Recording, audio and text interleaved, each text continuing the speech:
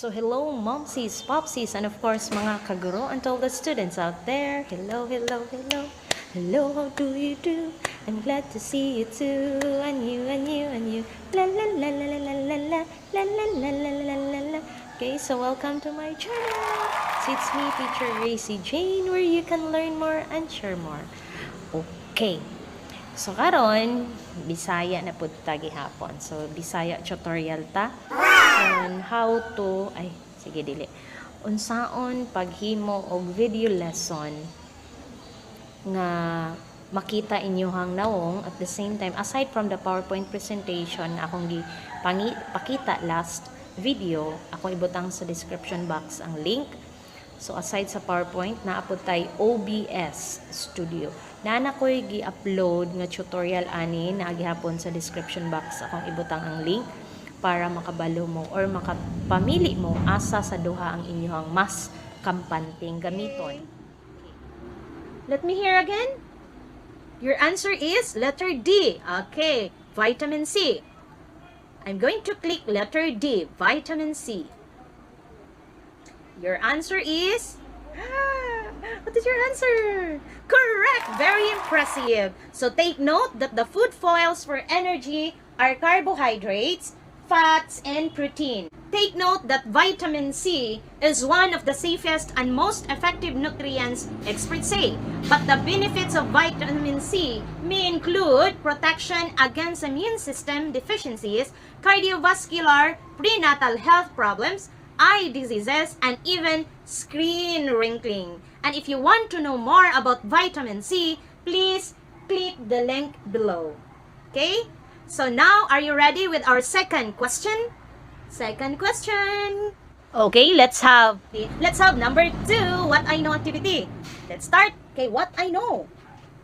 Okay, let's have the direction. Identify the words of terminology of the following statement. So are you ready? So if you're ready, give me 5 virtual clap. Okay. So karon na ata sa OBS Studio.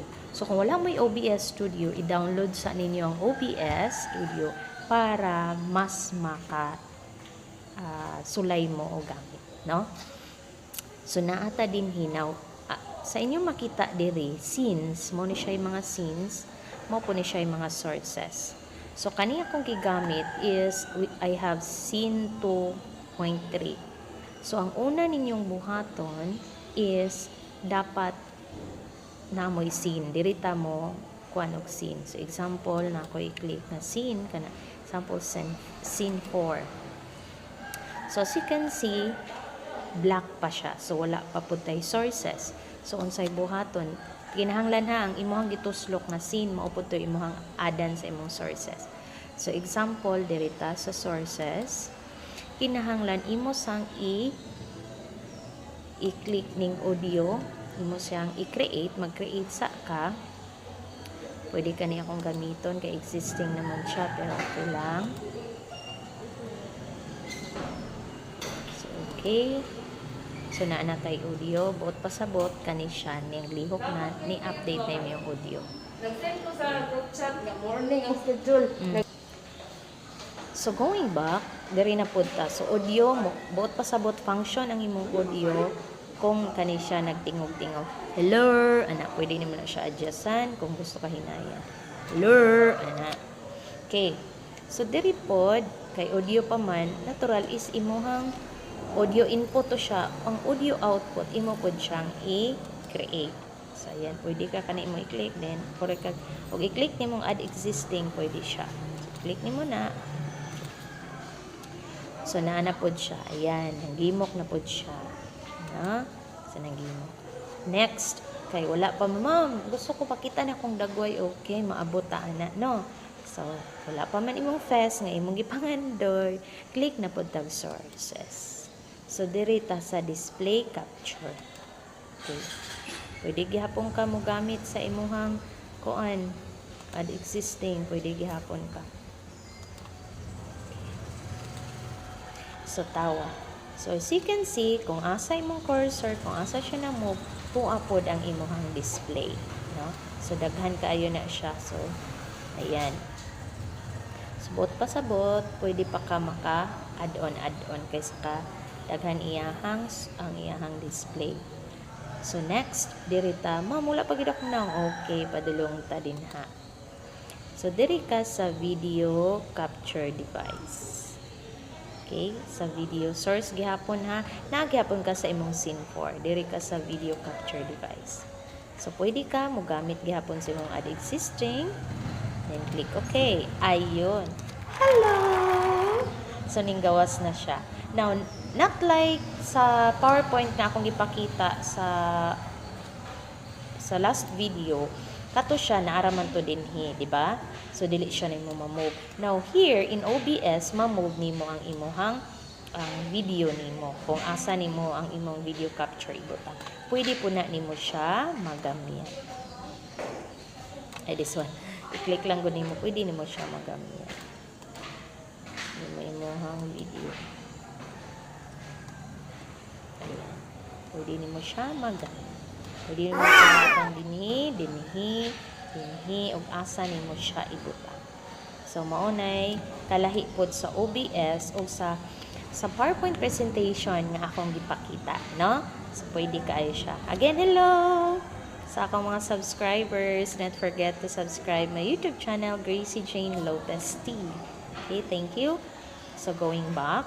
So again, naaghapon ka sa scene 4 or kung again ha, depende nimo sa scene kung gusto nimo scene 1 ana mas maayog na gid sa scene 1 dili kay abi kay nako sa scene 4 ga example scene 4 pod no, you can have the scene 1 or maghimo ba ka og title sa imong scene. Okay, this one mao na ni siya. Okay, now akong i-show ha sa akong scene 2 kana ayan na. Okay, na so depende nimo siya sa basta pag add-on na lang ka. Okay. So, again, pwede siya nimo ma-change. Now, ma'am, pwede ko magkuhan sa akong PowerPoint? Yes, pwede kaayo. Ang kanindot sa OBS is pwede jud kaayo siya. Okay. So, example, kung diri ka, pwede kaayo siya. Di mo diri butang. So, next, sources. Okay. If you can see here, sa atong scene 2, naanatay this one. Okay, so scene 1 po na to.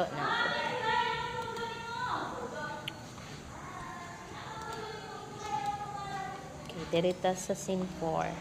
So, source. Pwede ka sa media source. Pwede po ka sa window capture. Now, mas madali kung mag-open ka daan po sa imuhang PowerPoint presentation. No? Pwede ka mag-open. So, daan. So, diri ka sa media source. Click ka sa media source. Example, media source. Pwede ka exit 16. Pwede po dili. So, na-try local file. Pwede ka sa local. Naa ka sa local file. Mag-browse lang kag unsay imong gusto. Ka local DSD. So, madali. Budget lang. Example, ang akong piliyon is this one. Kuha lang ni siya. Example na. Okay, then click OK. Ayan. Now, nawala man imuhang nawong, pwede nimo siya ipa-front. I-click lang to nimo. Imuha is video capture. Ayan, kani siya. Nakita nimo ang red. Kani. I-click nimo na right click. And, mugawas ni siya functions. I-click nimo ang order. So, ang imong pilion kay gusto ka i-front siya is move top. Move to top. Kinara siya katotong nawala. Okay. So, balik ta. Kung mangita kaglaing source, diri ka sa display capture. Another is you have the display capture.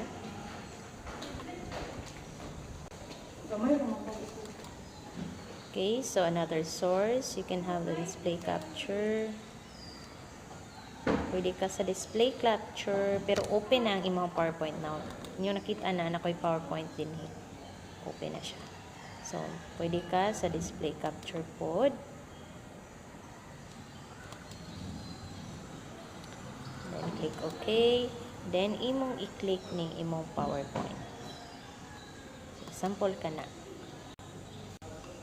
So, kaya, diba, nag-play na ko. So, sige ka, so, example na ako sa scene. Again, akong i-insert akong nawong. No, diri ka sa video capture. Add existing. Okay. Sinaan na akong face. Hello again. Okay, so diri ko. Okay. So, napo ko'y sinto. Ayan. Di po siya i-move diri. Pwede po siya asa ni mo kampante ka imo. No? Pwede po ni siya ni mo adjustan di ay. Pwede mo siya padakan. Pwede pa gamit. Okay. Then, sa akong sentry. Example ka to, mag-open ko sa akong PowerPoint. Okay. Makita na siya. Okay, going back. Then, sa akong send for. Okay, katurog hapon kung ganahan ka ipang insert to siya.